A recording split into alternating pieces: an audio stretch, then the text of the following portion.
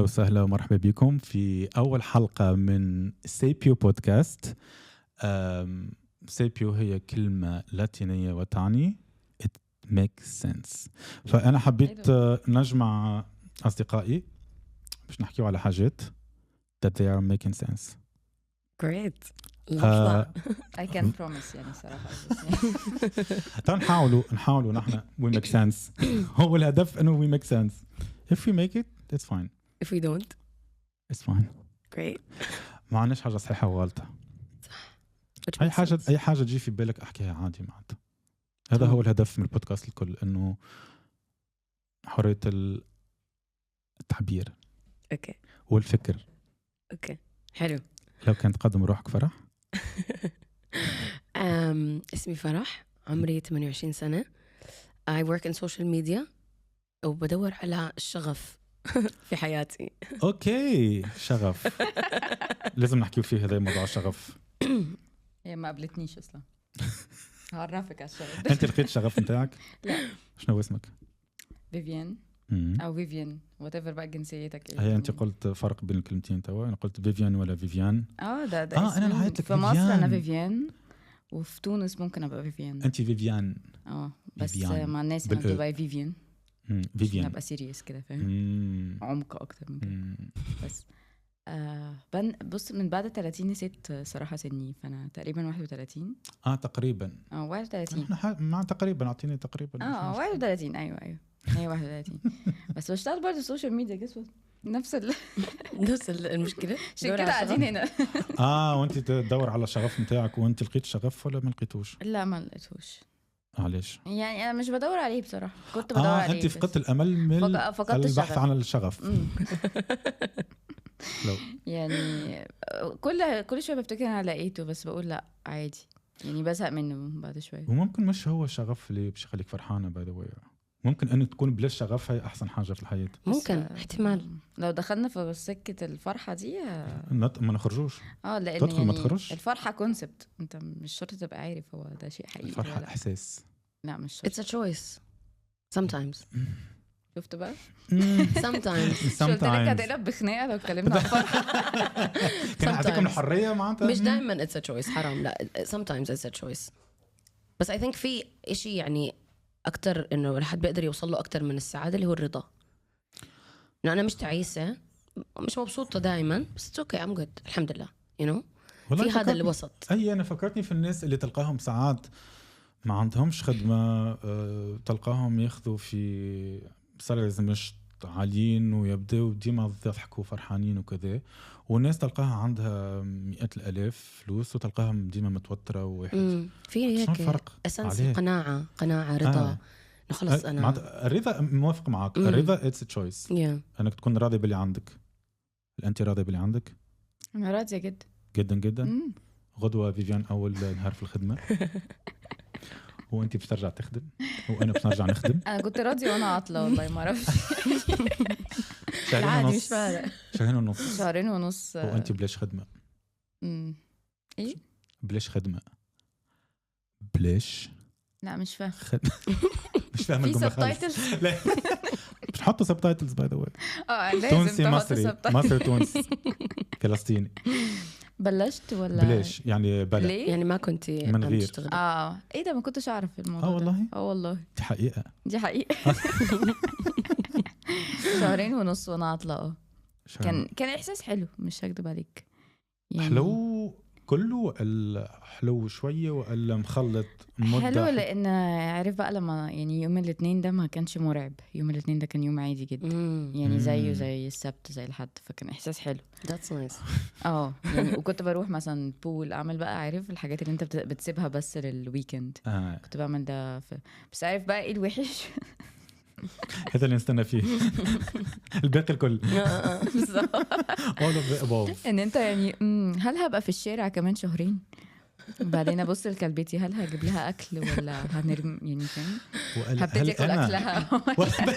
هل انا نضطر في يوم ما اني ناكل اكل الكلبه؟ بالظبط. وهي كانت بتبص لي هو يعني اضطر اني اكل الكلبه نفسها. هل انا مش ناكل كلبتي؟ لا هي غالبا هي اللي كانت هتاكلني.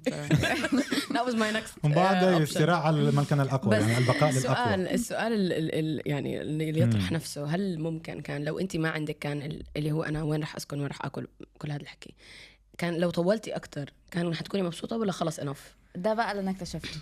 انا كنت بفكر في السؤال ده بالظبط لان انا قبل كده لما كنت باخد اجازات كنت بقول ايه ده هعمل ايه في حياتي فاكتشفت ما كانش عندي شخصيه. واحده ما عندهاش شخصيه واحده ما عندهاش شغف. اوكي زمان لما كنت اللي هو لا من غير الشغل يعني ايه ده هعمل ايه بقى ما انا شخصيتي هي عباره عن الشغل ان انا هروح الشغل واجي من كتابي الشغل هو مكياج بالظبط. بس Very اخر مره interesting. بقى ما حسيتش بالموضوع. انا كنت اكشلي مبسوطه شويه يعني كان عاجبني اداء ان انا ممكن يعني ايه يومي مش يعني اروح الجيم الساعه 1. مين بيروح الجيم الساعه 1؟ انت بتروح الصبح يا بالليل قبل او بعد الشغل. بس انا كان عاجبني ان انا كنت بعمل حاجات كده يعني كتروفي وايف مش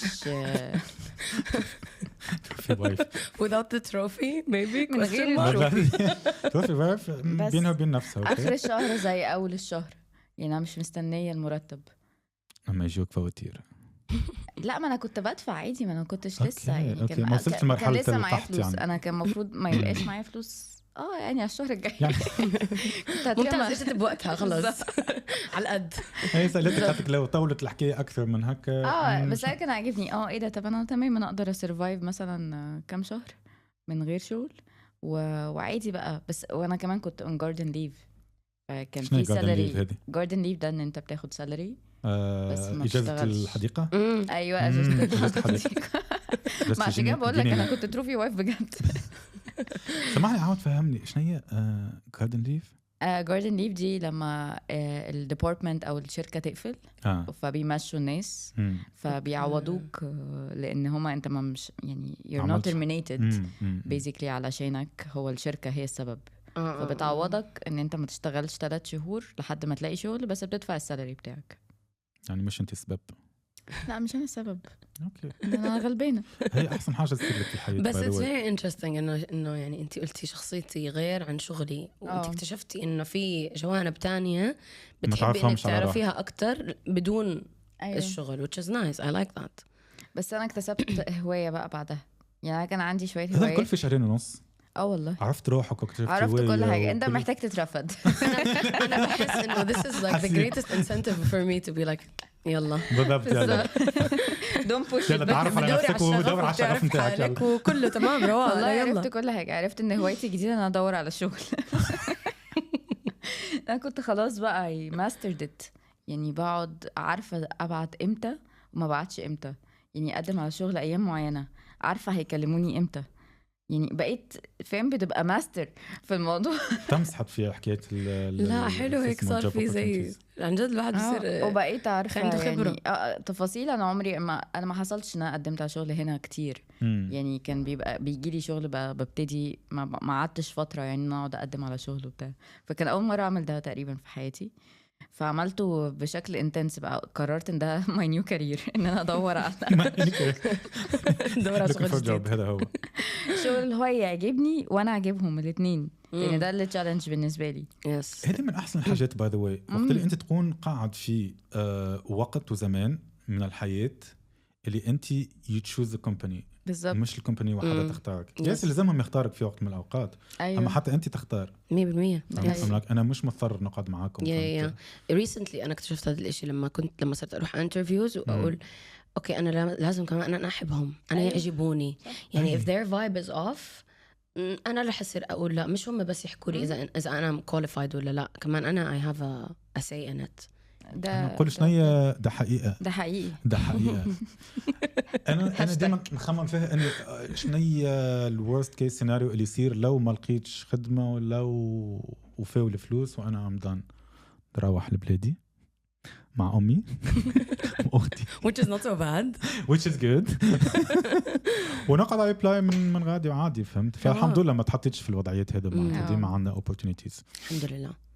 انت you're working from the office غدوة ولا لا هايبريد يعني قديش 3 و2 3 من الاوفيس و2 من بيت. بس انا قبل كده كنت اغلبه ريموت والباقي انت نهارين في الاسبوع ولا شنو الحكايه معك؟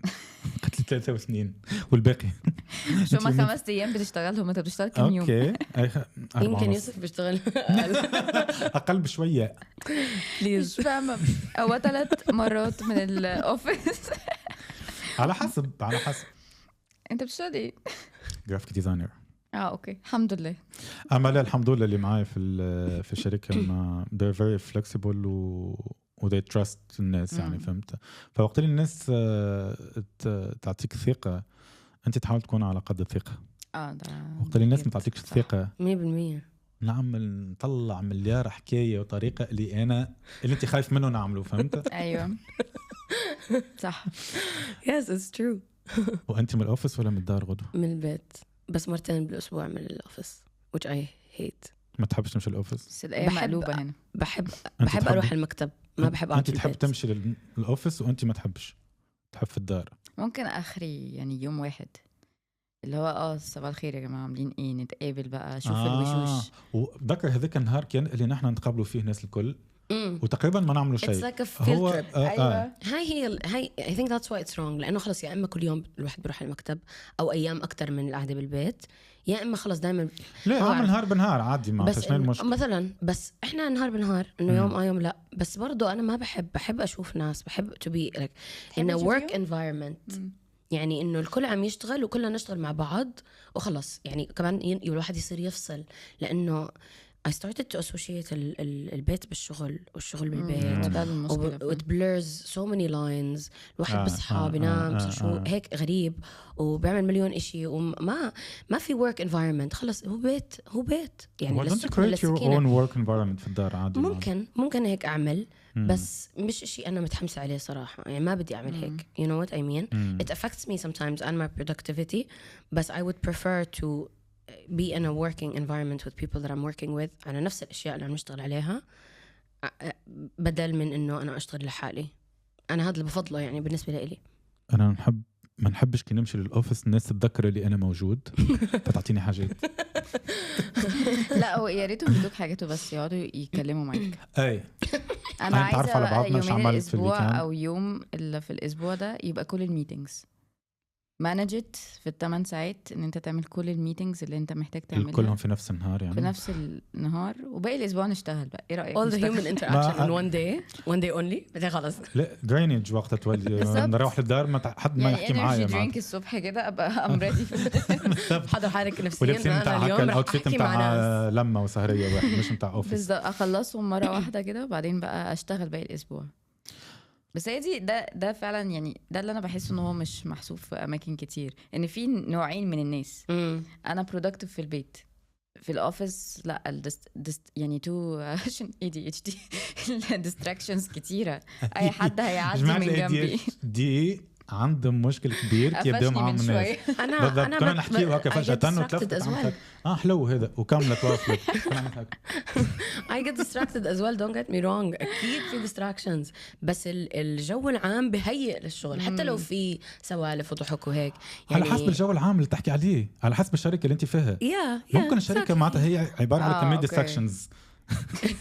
أكيد هذا الحكي أكيد especially إذا أنت بتتفق مع your team هذا which is good يعني ساعات بس it's good سي يعني أنت بتفضل إنك ما تتفق بالمرة وتكرههم كلهم واللي هو وتكون هكا مش هكا ومش هكا معناتها حاجة بين البنين فهمت مضبوط إنه يكون في 3-2 هيك أنت مثلا تحكي لهم على شو عملت في الويكاند أما مش بالتفاصيل فهمت تكون علاقة مش سطحية أو مش عميقة لدرجة اللي بتاع نحكي عن السؤال تاني امبارح بالضبط.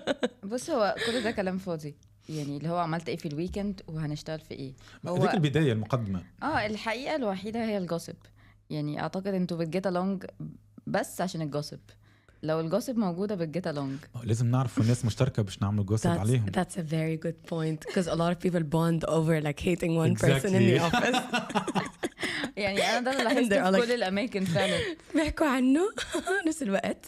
صراحة شو عملت؟ أنا بصراحة ما زلت ما كرهت حد من أنا خلاصي طيب خالص بجد. أنا ليه أنا الميكس between working from home والخدمة في الأوفيس is the perfect thing بالنسبة لي. عطاونا نحن 3 أيام في الأوفيس ويوم ونص from home حلو. وعطاونا 10 أيام في العام you can take them as working from home. تختارهم زي اي ما you don't get I would like this. هذا حلو. هذا حلوة. مثلا يقول لك اختار اي يوم تحب you work from home وانت على راحتك. مثلا حلو. انا I love both. انا كان نقعد 5 أيام في الجمعة وانا في الدار نموت، وكان نقعد 5 أيام في الأوفيس نموت. فأنا بالنسبة لي أنا أعطيني ميكس. الميكس ممتاز. وأعطيني فلكسبيليتي، أعطيني الاختيار، أعطيني الأوبشن اللي أنا نحب نختار. يعني هل نقعد في الدار ولا يعني لو هشتغل مع ناس أحس إنه هبقى حابة أروح الأوفيس النهاردة. لو هشتغل مع يوسف وفرح النهاردة يعني عندنا بروجكت هنشتغل فيه مثلا ده حلو. لكن هاي تحب أنت أعطينا الأوبشن أن نختاروا الناس اللي تجي للأوفيس. يا سلام دي تبقى عظمة يعني. لا هذا ما يجيش اليوم أنا جاي أنا هو في الأوفيس يعني يقولوا له ما يجي. أنا جاي تختار نهار آخر أنا أقعد في الدار هو يجي مش يعني يجيبوني for a reason. هي قصدها عشان يشتغلوا على شيء مشترك مع بعض، مش انه يعني الكل يجي يشتغل لحاله. بالضبط يعني احنا هنشتغل على البودكاست الحلقه مثلا، فهنتقابل النهارده نقعد نشتغل عليها سوا.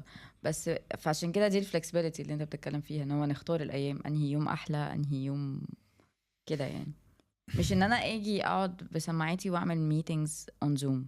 ده بس دي اكتر حاجه بتضايقني لما بروح الاوفيس بالضبط وبعيش يوم يعني working from home بس من the office. الفرق ان انا كلبتي مش جنبي وان انا لابسه uncomfortable outfit. بالضبط. that's a way to look at it. للأوفيس by the way. تخنقنا اسمه البروفيشنال اوتلوك مان. انا it sets me up for the day to be honest. خلص هيك بكون حاسه انه يلا انت هلا راح تشتغلي. وساعات نمشي للأوفيس نشوف الناس doing something فهم like I think I need to do something as well. بالضبط. شكلهم بيشتغلوا.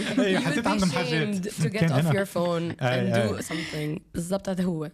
أكبر distraction هي الفون by the way. Yeah. أكبر distraction في الحياة. Because you could lose hours هيك الواحد بيلاقي حاله. أنا عملت meditation by the way للسوشيال ميديا. ساعة في النهار. أنت كنت بتقولي ده إزاي؟ ساعة بس. Is that enough? بتحس بكفي؟ It's enough because في الآخر أنت بتعمل إيه فاليو؟ ساعة بين الانستغرام والتيك توك والفيسبوك، واللي أنا أصلا فيسبوك ما ندخلوش وتيك توك ما ندخلوش فإتس فاين. أما نجاوب الناس، نشوف الفيديوهات اللي بعثوهم لي، نجاوب. عندي ناس عندي كان على الانستغرام فما عنديش على الواتساب فنجاوبهم، ونبدأ نشوف حاجات أنا نحبها وذاتس إت. انتهت الساعة. ولا واسمع نطبعها حرفيا حكاية الساعة. بعد الساعة ذيك شنو نعمل في حياتي؟ ما تكتشف اللي انت بالحق ما عندكش هوايات. ايوه ما ده انا بسألها تعمل ايه باليوم بالضبط. انا عايش موجود. وتبدا شو بلشت تعمل عشان تعبي الساعات الاخرى؟ تشالنج ماي سيلف. اول حاجه برشا حاجات اللي كنت نفشل فيهم وما زلت نفشل فيهم، اللي هم شريت نباتات خاطر ديما نقتلهم للاسف. ما نعرفش نعطي الكميه اللازمه لكل نبته. واحدة نقتلها بالماء واحدة نقتلها بالجفاف. فهمت مع حياتي ليه بتعمل فيهم كده؟ ما في وسط. تموت نشري واحدة أخرى ونقعد نعمل هكا على اليوتيوب نشوف ريسيرش على الأقل نتعلم حاجة. فهمت؟ حاجة الأخرى مشيت للجيم. هيك معناتها مجموعة فشل حياتي الكل. أنا كل مرة نمشي وما نلقاش بتايدو وما نعرفش شنو نعمل وأنا علاش نعمل فيه أصلا الجيم وندخل فيه فأجيف أب ونرجع للهستيريا متاع الأكل. فهمت؟ فنعمل حاجات اللي في مخي I need to do them but عمري ما لقيت وقت. أما هو أصلا عندي وقت. أما كتبت عندي 4 ولا 8 ولا مش 8 معناتها 5. فما ناس يقعدوا 8 سوايع by the way. أما لسه عندي 4-5 ساعات في اليوم كلهم على السوشيال ميديا وما تحسش بيه الوقت. صح. you think like it's very important وعندك أو فيديوهات والله مهمة وفيها نصائح ونعملك no. أبدأ تطبق الحاجات اللي تحب تعملهم. مثلا أعرف نفسك. very insightful. حاول شوف الشغف متاعك وين ضاع. وين probably مش بالتليفون. بدور عليه في السوشيال ميديا. probably مش بالتليفون. definitely not. من غير مكان التدوير. أنا ضيعته بقى السوشيال ميديا أصلا. هو تاه مني هناك. شو الشغف متاعك أنت؟ مش عارفة والله. تقريبا لقيته كم مرة بس ضاع يعني. طلع مش هو. كل مرة تلقى واحد تقول هذا هو الشغف. أي أنا هذا هو الشغف متاعي وبعد تطلع لا. أنا ما طلعتش من الفيس دي. عارف وأنت صغير يعني لما تكبر هتطلع إيه؟ يعني لحد الآن أنا كبرت ومش عارف شنو أنا حاسة نفس الفيس اللي هو كل شهر بقى أنا عايزة أبقى كذا يعني. وليه كل ما تشوف واحد ولا واحدة تعمل في حاجة تقول هذا هو الشغف نتاعك. شكله شغوف. شكله شغوف النهارده. يشغفني كتير. ما أظن الواحد بيطلع منها هاي لما أكبر بدي أصير. شو بدك تصير لما تكبر يوسف؟ وقت اللي نكبر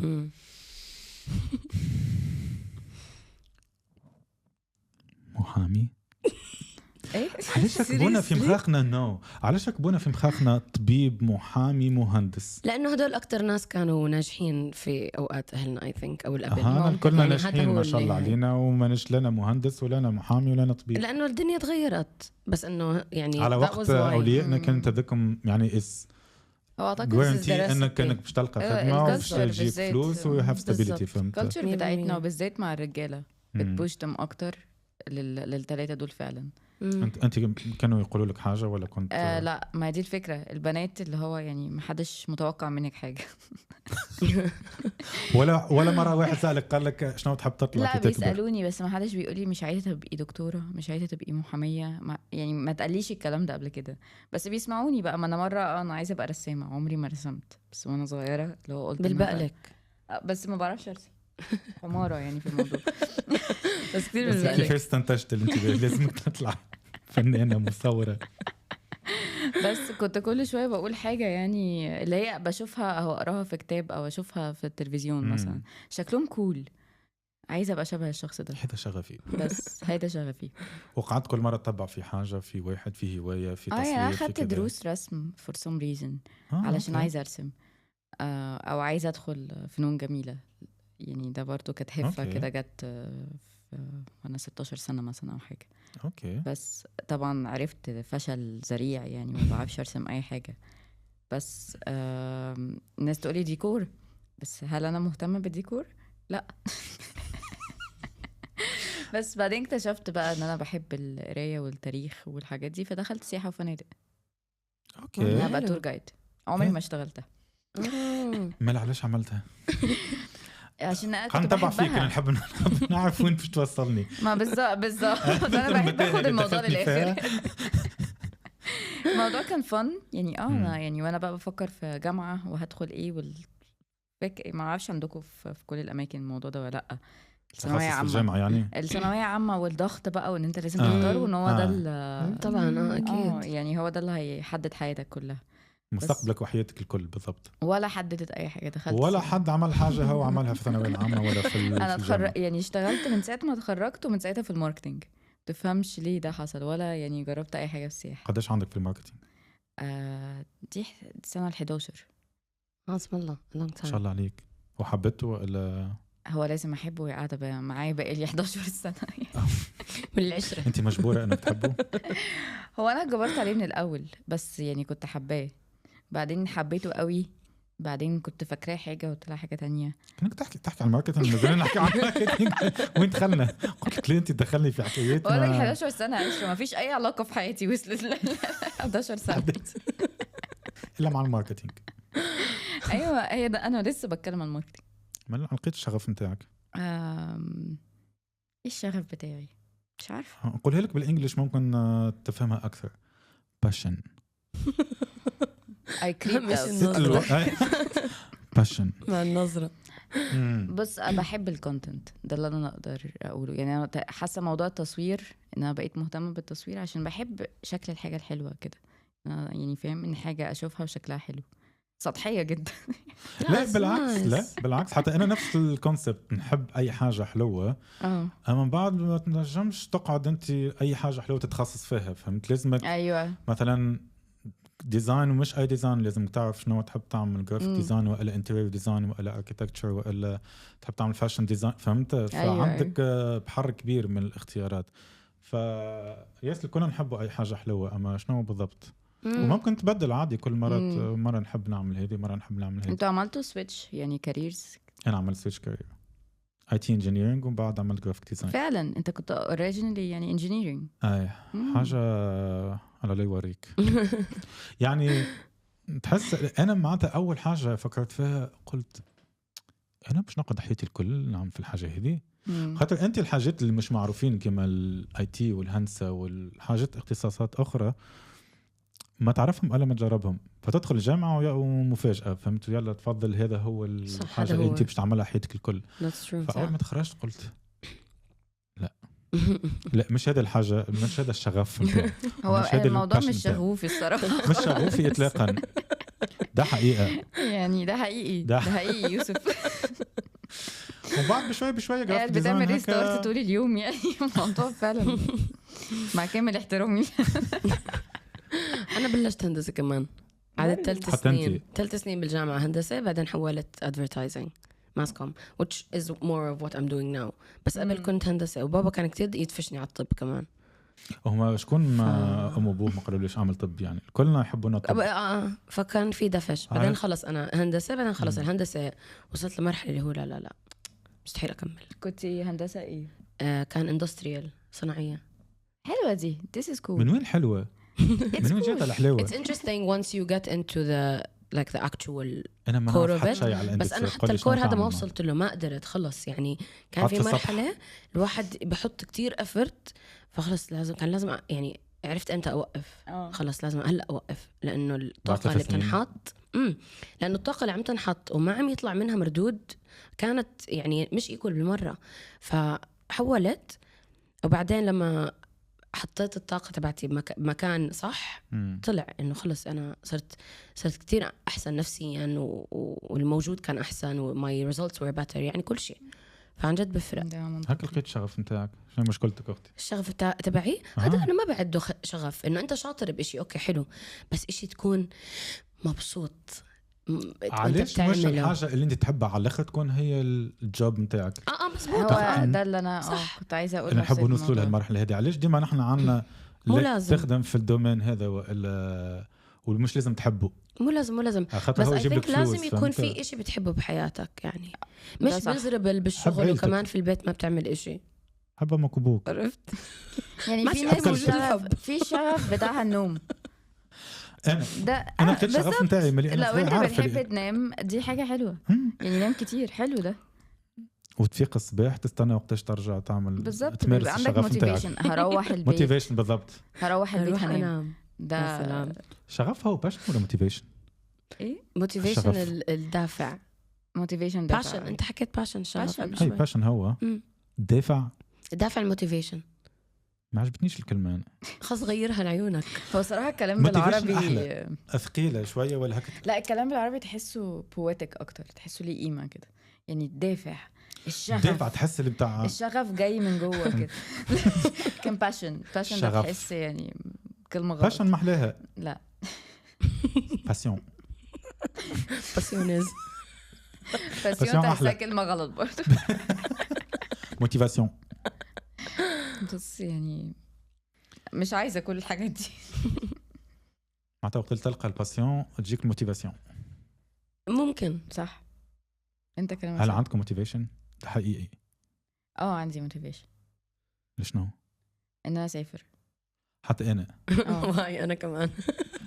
شكون ما يحبش يسافر باي ذا واي؟ شكون ما عندوش شغف؟ في ناس ما بتحب، ما نحبش نتعرف عليهم.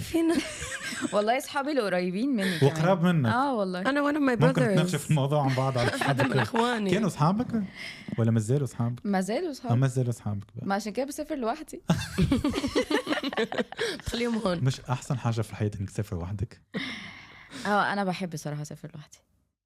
وقتاش اكتشفت الحب هذا والشغف؟ الشغف ما دام نحكيو على الشغف والموتيفاسيون.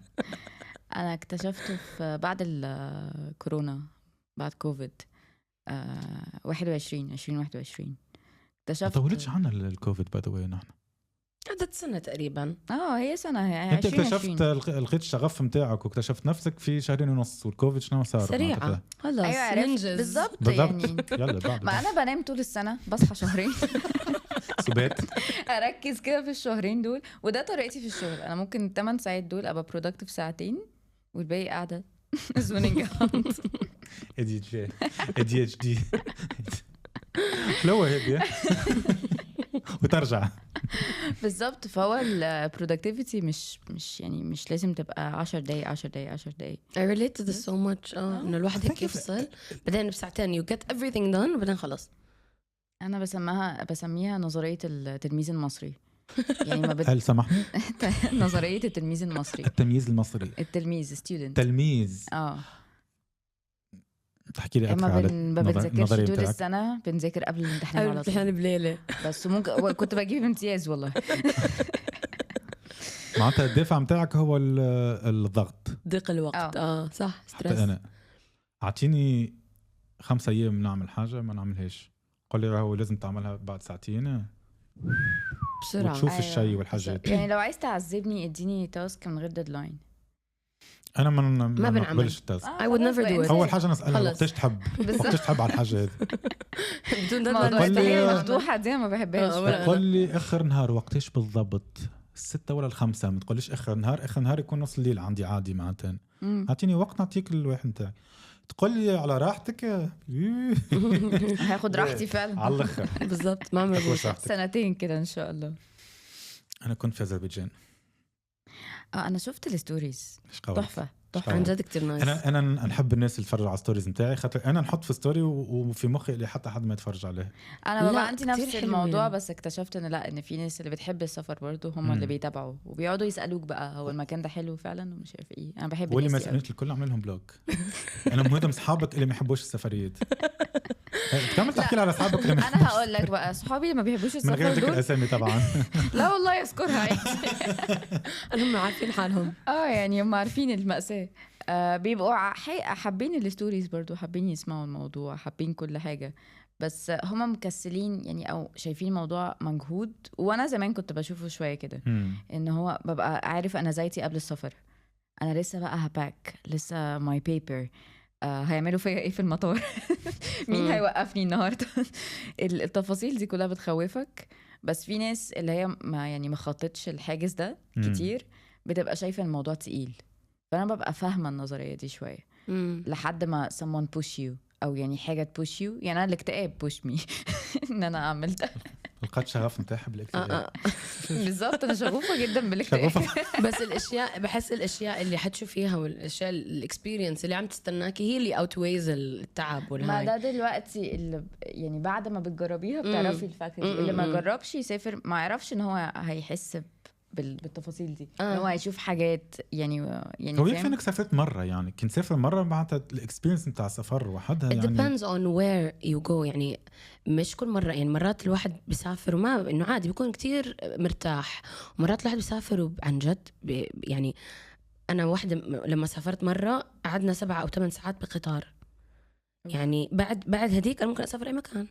انا حنحط بقطار 7 ساعات بس بدون أكل ولا مي ولا حمام ولا إشي، 7 ساعات وإحنا بالقطار بنستنى نوصل. وأصلا أول ما ركبنا ما لقينا محلنا، وقعدنا بين الناس هيك مش عارفين وين نروح. يعني بعد هاي الإكسبيرينس خلص كل شيء بهون. أي حاجة أو 14 ساعة بالسيارة توصل من عاصمة لجبل. يعني في إكسبيرينسز بتخليك تقول It's okay I went through this، واللي شفته كان مبهر وحلو وغطى على الإكسبيرينس السيئة. والمرات الإكسبيرينس السيئة هي نفسها بتكون حلوة. انا نعمل بالحاجه هذه على الاخر باي ذا واي. اي حاجه انكمفتبل تعملها. ايوه اول حاجه جت لبالك يعني مع كل شيء عرفت. لا بالحق اكثر حاجات انكمفتبل تعملها في حياتك هم اكثر حاجات يقعدوا في بالك وتتعلم منهم وتحس ان انت بعدهم تعلمت حاجه معناتها. فكرك ده جاي منين؟ يعني ليه كلنا كده؟ من اني رحله البحث عن السعاده والشغف اللي هي كنت أنا كنت نتصور السعادة هي عبارة على رفاهية. فعلى قد ما تعمل حاجات تسهل لك حياتك وحاجات تخليك ما تتحركش وأي ما تمشي تلقى الكومفورت نتاعك وكذا، هي اللي بتوصلك لأنك تكون إنسان فرحان، وهذا هي الحياة معناتها الألتيميت جول. ونلقى روحي على قد ما أنا نعمل حاجة هذه على قد ما تعاسة تزيد. I'm like معناته السعادة مش دائما بالراحة، بالعكس هي السعادة لازم تكون مش مرتاح. ده حقيقي. على قد ما تكون مش مرتاح على قد ما تكون فرحان. هذه جربها في أي حاجة معك. عشان في دروس تعلمها في you're growing، عم تكبر، وكنت أتذكر معناتها كان هكا صدفتك في حياتك هكا تجربة متاع صار حاجة محزنة وإلا في مش فرح شو اسمه عزاء بتاع واحد مات، ديما عندكم حكايه مثلا في العزاء الناس يكونوا عندهم خاصه العيله القريبه they want to laugh على الاخر لانه there was a lot of pressure عليهم فمن كثرة ما هم they're uncomfortable they wanna like release it فهمت فأنت if you're not uncomfortable what do you wanna release صح الواحد بضل مكانه قاعد فمثلا انك نجيب واحدة تعاوني في الدار انها تنظف نعمل ديليفري متاع الماكلة سوبر ماركت تكون تحتي لا نعمل ديليفري ندفع 7 درهم عادي باش نجيبها من الواحد وما نتحركش ولا عامل هذه باش نشوف بقى قديش من خطوه ما نعملش بس تجري على الجيم تقعد ساعه وتقعد على التريدميل طب ما ننزل نمشي لازم الجيم قريب خاطر ما نحبش نمشي عشان الوقت ما يضيع اي بالضبط الوقت بقى الوقت ما يضيع عشان انا رايحه بجايرتي لازم نقعد ساكته ما اعملش اي بالضبط معناتها وقت اللي مثلا وقت اللي كنت في أذربيجان المرة اللي فاتت أول مرة في حياتي نعمل تورز كنت نحسهم متاع ناس كبار من حكاية التور متاع ما امشي عامل جوجل وتتلقاها الواحد وشوف how you can get there وكذا فقررت لي أنا نمشي في الباص طلعت في آخر كرسي وما نحكيلكش على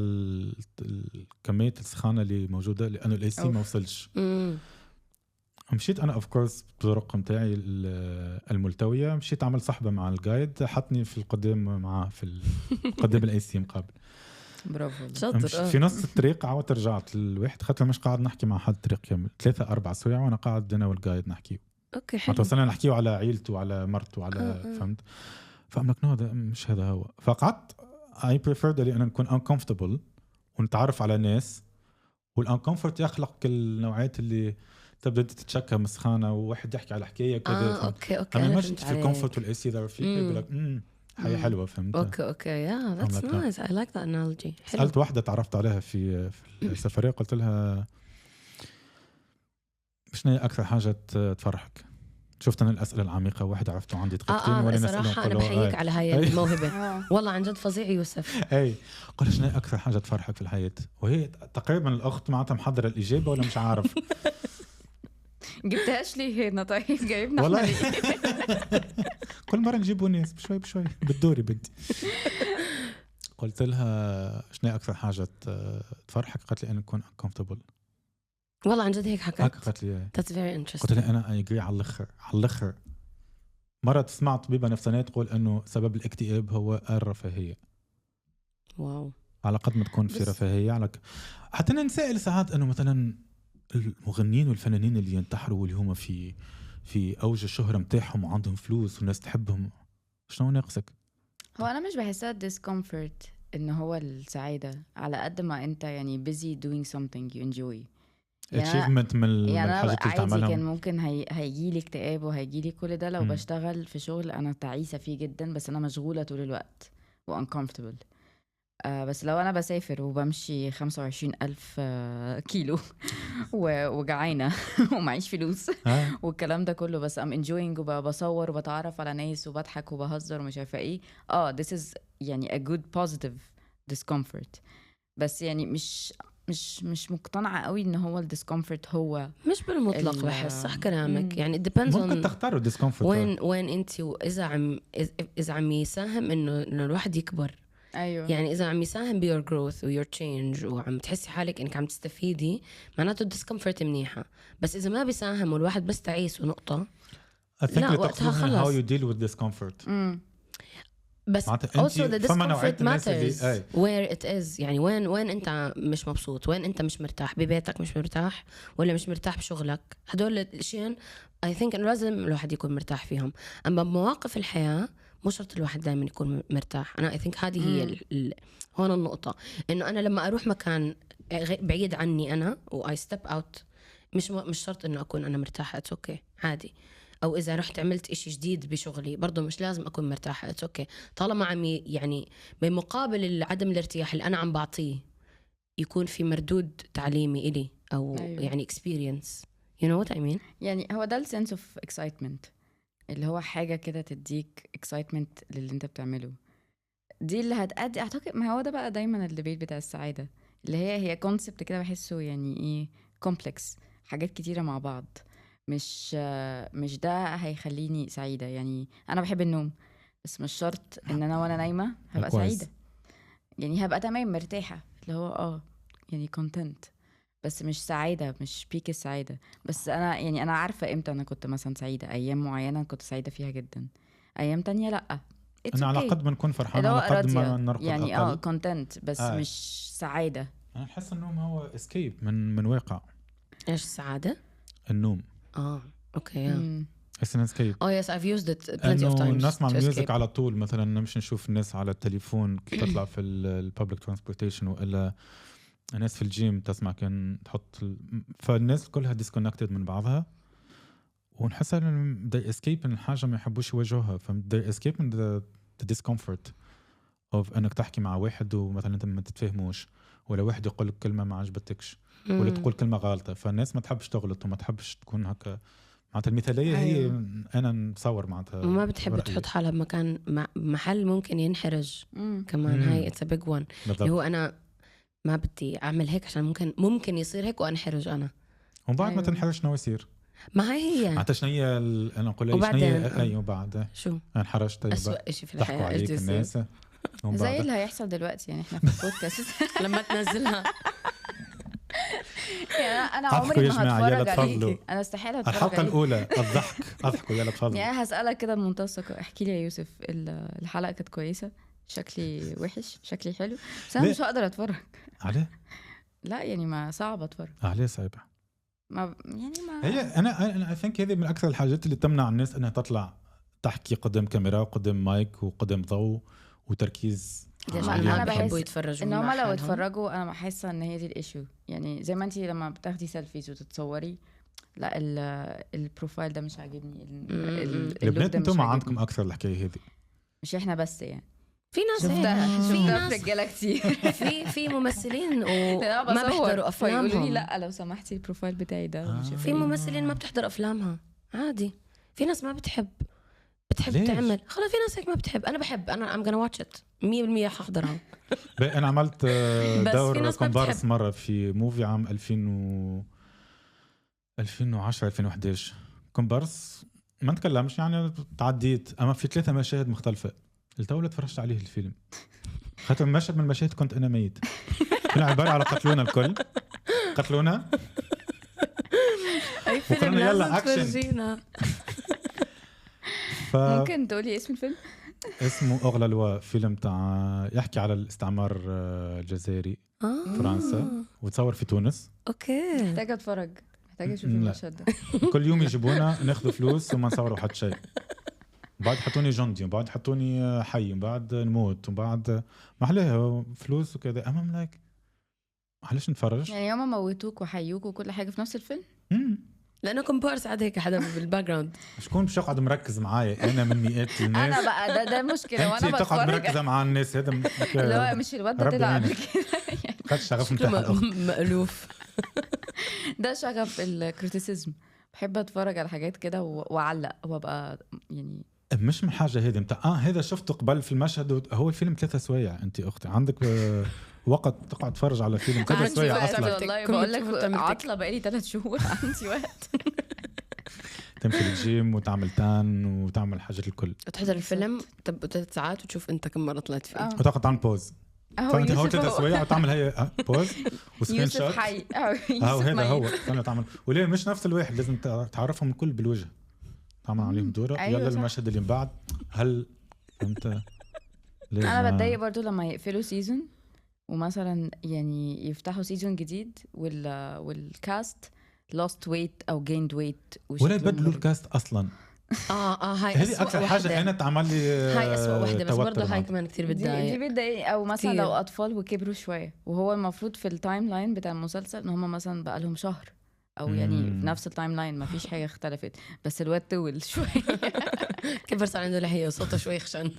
الموضوع بيوترني جدا. شنو الحل؟ شنو نعمل؟ بس المهم يعني احنا كنا بنقول كل ده ليه؟ علشان ما حدش بيحب. من حكايه اخرى على في 10 تابس مفتوحين والله. بالضبط. والحكايات اللي حبينا نحكي عليهم ما حكيناش عليهم.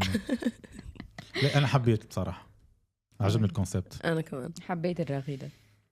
هذول كنا نحكيو على كتاب الفرج على النفس. على تتفرج والديسكورد يحضر حاله. انا ما بحبش صوتي مثلا. I think هذا insecurities معناتها فهمت. و apparently اللي قابلتهم الكل وحكينا في الموضوع هذا الكلهم ما يحبوش صوتهم. يعني صح ولا انا تحب صوتك؟ انا نحب صوتك اصلا فرحت اغني فنسيت اوكي ما تحب صوتك مو كتير بس يعني انه رواق عادي. يعني دلوقتي انا هفضل نحكي على insecurities هفضل اسمع بقى من غير ما ابص.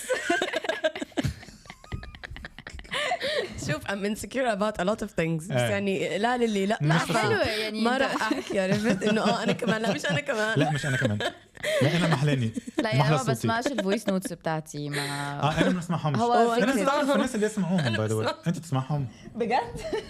هي من الناس وليه تسمع اكثر من مره. دائما لازم اسمع الفويس نوت اشوف الشخص شو سمع كيف لانه مرات بتحسي التون بصير كيف. انا بحب اسمعهم اشوف شو حكيت. انا بعمل كده لما بيبقى في حاجه يعني لما حسيت ان جالي رياكشن مش متوقعه فاسمع تاني كده. يمكن انا كنت غبيه او مش اصلا ما نسمعش الفويس نوت بتاع الناس اللي يبعثوا لي. انا نبعث فويس نوت ممكن تقعد نص ساعه الفويس نوت عادي لازم تسمعها. اما انت تبعث لي ليه ما نسمعش؟ ما عنديش وقت. اكتب نوتد يا اكتب خويا علاش تبعث لي فويس نوت؟ امانه انا ابعث عادي.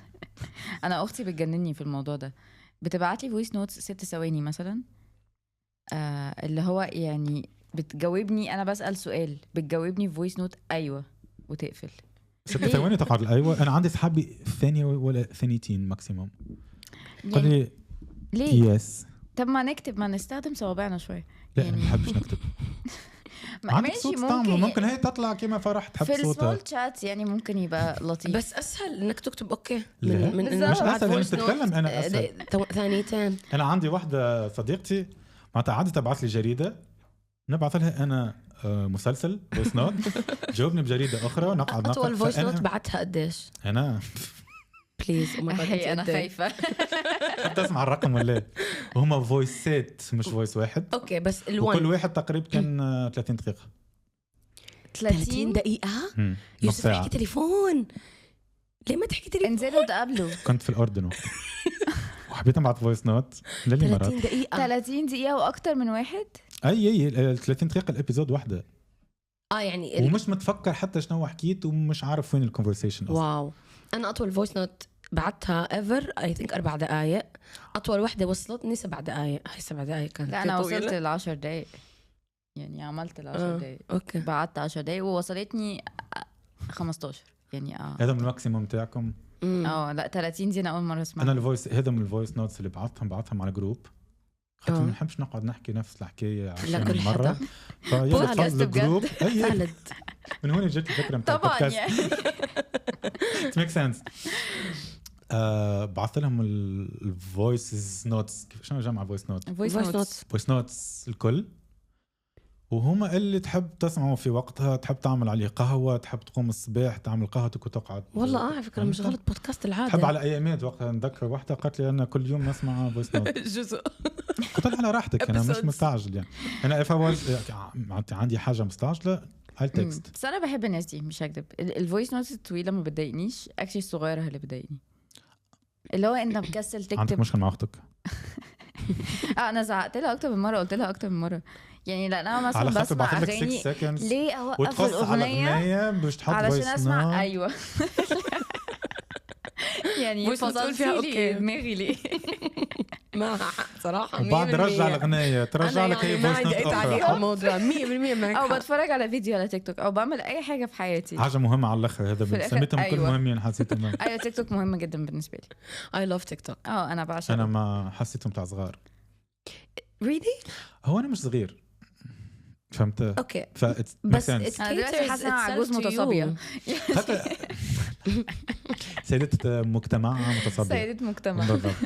لا بحس لي انه هو التيك توك اشتهر من الاول. خذيت الشهره نتاعو من خذيت الشهره نتاعو من الميوزك معها دانس والناس كان اهبل. ايوه كان ما هو زي الفيسبوك وانستغرام. بس هلا تغيرت evolves your for you page is catered لك انت يعني الالجوريثم بصير يحط لك اشياء you would be interested in. ف it depends يعني حتى انستغرام يعملوا نفس الحكايه. لا بس الالجوريثم اكثر. بتاع تيك توك اقوى يعني مش كوميرشال يعني بتاع انستغرام كوميرشال اكتر. اللي هو يعني بالالجوريثم يبيع لك حاجه. تيك توك بيجيب لك اهتماماتك. يعني صح. وكون اهتماماتك انك تشتري حاجات. انا كانت عندي ممكن. ادكشن خليك قاعد على انستغرام. خليك على انستغرام تشتري اشياء بيطلع لك عادي امازون هول كل يوم بس نطلع، كل يوم انا نطلع. موضوع تيك توك بتاع الصغيرين ده بحس يعني ان احنا الميلينيالز والناس اللي جت مع الفيسبوك وانستغرام عنصريين جدا والله discriminating جدا. we are باقي السوشيال we have نتوركس our reasons سامحني يعني.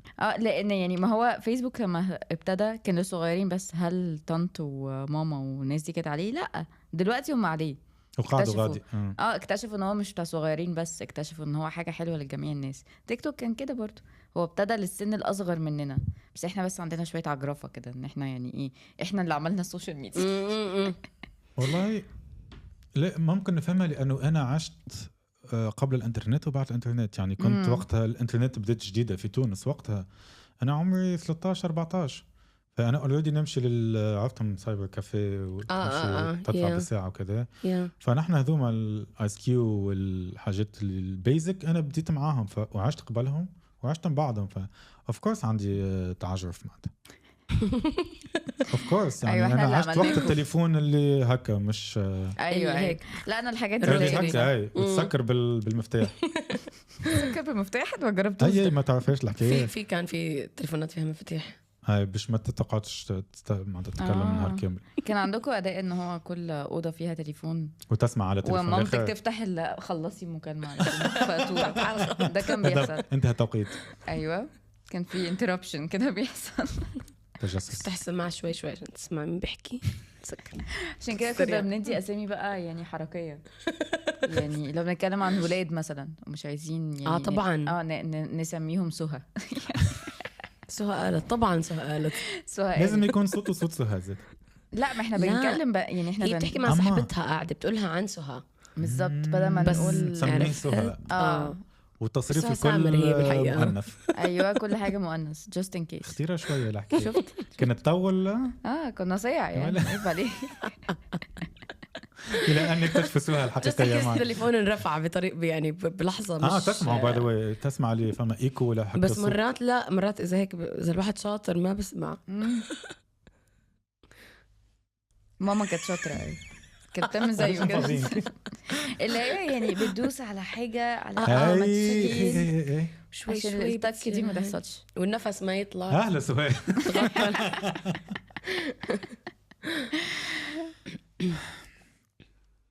حران شوي. انا كمان انا نحب الاي سي على الاخر. انا حياتي الاي سي اللي هو يضرب في وجهي فهمت.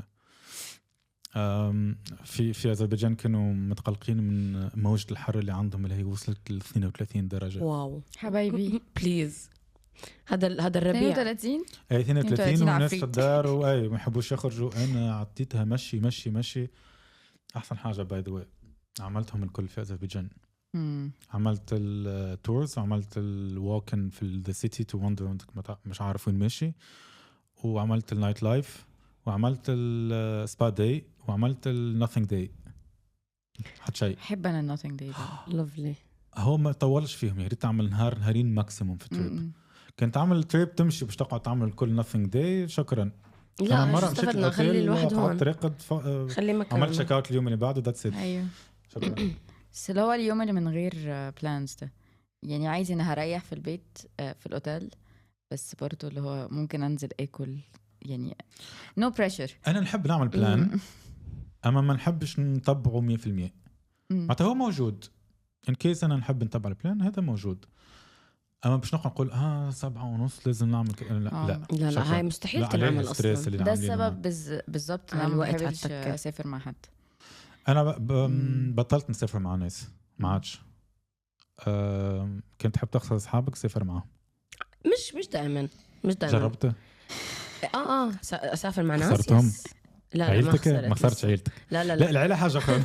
مش العيله ماي فريندز. لا صحباتي لا ما سافرت معهم والحمد لله رجعنا طبيعي عادي، لانه متفقين من قبل شو الهدف ليش رايحين شو حنعمل. عملتوا بزنس بلان لانه لازم تتفق، لانه جد الناس اللي ما بتتفق قبل يعني اي نو بيبل راحت وعن جد رجعت ما تحكي مع بعض خلص انتهى. اغلبيه الناس تقريبا. فعشان هيك خلص الاتفاق الاول ايش الاول اتفاق اخر نور ايش شو والله الاول لا ولا شرط اخر النور. ايوه هو ده. بس خلص هو يعني ده حقيقي. فانه خلص لازم الواحد من اولها انه انا رايحه with this purpose. if you're on the same wave then okay let's go. if not then maybe we'll plan something ولو else. سمعتها ماذا ولو ايوه انت ما عندكش purpose اصلا ايش بلاقي حدا كمان هيك معي وبنروح. ايوه وتوليوا اثنين without purpose ومحلى الحياة. اوكي تمام. بس انه المهم انه نحن نكون متفقين، هذا اهم إشي. لانه عن جد اذا الواحد ما رح يتفق والتنين they're not flexible وما حدا عنده compromise وما حد بده، بصير في كتير تصادم. مشان هيك انه انسب إشي الواحد يكون متفق. انا نحب نسافر مع عائلتي ووحدي. انا ما جربت لحالي لسه. ما جربت وحدك؟ انت جربت وحدك ومن وقتها ما عادش تحب تسافر مع اصحابك؟ لا مش ضد يعني، بس افضل لو على حسب السفريه. لو فيكيشن مش ترافل عشان في فرق بالنسبه لي. لو فيكيشن اللي هو فرق بين فيكيشن ترافل. هقول لك في فرق. اوكي في فرق فعلا. الفيكيشن دي اللي هي يعني يلا نروح نستجم. دي تمام احب اعملها مع اصحابي. اللي هو نطلع بقى سبا ونروح بيتش ونتفسح كده، ناكل اكتيفيتيز مرتبطه بالريلاكسيشن، يعني زي الحاجات ستيكيشنز اللي هنا. يعني حتى نروح لبنان نعمل اي حاجه، بس يعني ايه مش اكسبلورينج مكان روحته قبل كده وفيكيشن، او مكان حتى ما رحتوش يعني، بس يعني فيكيشن كده. انا ما عنديش بلانز ولا يعني اكسبكتيشنز من المكان غير ان انا تو هاف فن، ان انا ارتاح بس. فده تمام معاهم. بس لو انا بقى سفرياتي تانية اللي هو انا رايحة بقى اكتشاف ومشي ان انا عندي بلانز مع نفسي ان انا لازم اروح ده وده وده، ولازم اعمل ده، ولازم اتعرف على الناس الفلانية، ولازم اعمل كذا. يعني ده ما ينفع، هبقى بظلم الناس اصلا لو قلت لحد يجي معايا بصراحة. انا لو الحاجة الوحيدة، مش الحاجة الوحيدة، من اكثر الحاجات اللي تعجبني في انك تسافر وحدك، انك عندك الاوبشنز انك تتعرف على الناس من معناتها اللوكلز من البلاد اللي سافرت لها. لانه الناس بصفه عامه تسافر مع اصحابك حب ديما يقعدوا في الكومفورت نتاعهم، فهمت؟ ايوه. فاي واحد غريب يبداوا خايفين مثلا، ما تعرفش. تكون انت معناتها you're open انك تتعرف على الناس. you don't have to ask the permission from anyone. ايوه. تمشي وتخرج وتعمل جو وتكتشف. وقت اللي تحب تخرج، وقت اللي ما تحبش تخرج ما تخرجش. أنا بالنسبة لي أنا أحسن حاجة في الحياة. صح، ده حقيقي. ده حقيقي. أكثر كلمة تعجبني عندي من بصراحة. ده حقيقي. تحس إن أنت ما تحاولش تناقش يعني في الحكاية. ده حقيقي. شكرا. هذه هي أول حلقة متاع سيبيو بودكاست، وأنا عملت جاء معكم على الآخر. ونشكركم. Thank you for having us. So much thank you. ونتقابل إن شاء الله الجمعة، مش الجمعة الجاي، الشهر الجاي، خاطر باش نعملوها مرة في الشهر. فكان عجبكم المحتوى قولوا لنا شنو عجبكم، كان ما عجبكمش قولوا لنا شنو ما عجبكمش، ويعطيكم الصحة. نشوفكم المرة الجاية.